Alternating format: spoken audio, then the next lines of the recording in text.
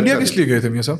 دیکھیں انڈیا کا تو خیر ایک ہمارے روٹری کا ایک پروجیکٹ تھا, لیکن بیسیکلی یہ اٹس این اندر اسٹوری.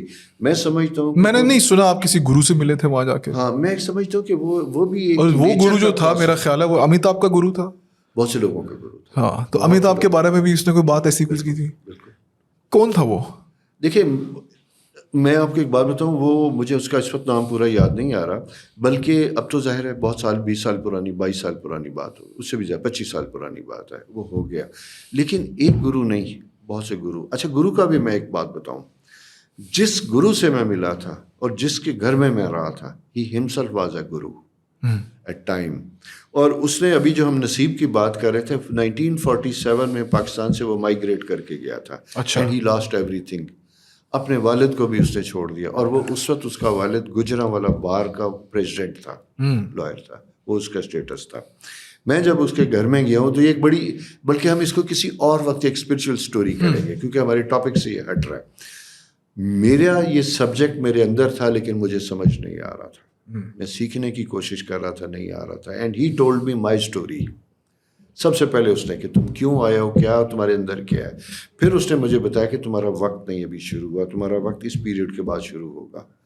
اور وہاں جو ہاف این آور لیسن تھا اس نے مجھے, جسے کہتے ہیں نا بلب روشن ہو گیا اس وقت دماغ کو, انلائٹمنٹ. پھر وہ پروسیس سٹارٹ ہوا میرا.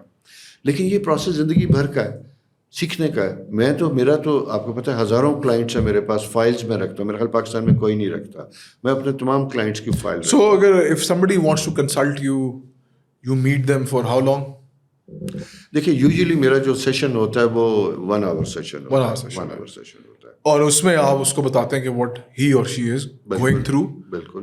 اور اس کو ویٹ کرنا چاہیے کہ اچھا ٹائم کا, اگر برا ٹائم ہے, اور اگر اچھا ٹائم ہے تو یوٹیلائز کرے. میں تو بہت سے لوگوں کو روک دیتا ہوں کہ یہ کام نہیں کرنا آپ نے, اور پھر جب کیا ہوتا ہے تو پھر کیا ہوتا ہے, پھر اس کے مسائل بھی ہوتے ہیں.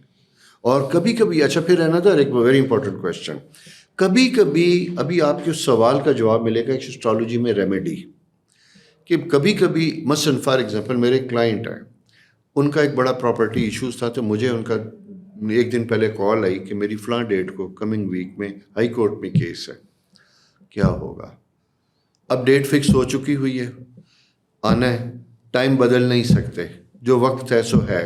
اسٹرالوجیکل میں جب دیکھتا ہوں تو مجھے نظر آ رہا ہے کہ یہ وقت ایڈورس افیکٹ لا سکتا ہے, ڈیفیکلٹ ہے. پھر اس کی اسٹرالوجیکل ریمیڈیز ہیں, ان ریمیڈیز کو پھر ہم کیا جاتا ہے. وہاں پہ صدقہ, خیرات, دعا وہ کام آ سکتی ہے. وہ انرجی ہے, اندر انرجی, لا آف اٹریکشن, جو کائنات میں اپنی جگہ موجود ہے, جو چیزوں کو بدلتی ہے, بہتر کرتی ہے اور ٹھیک کرتی ہے.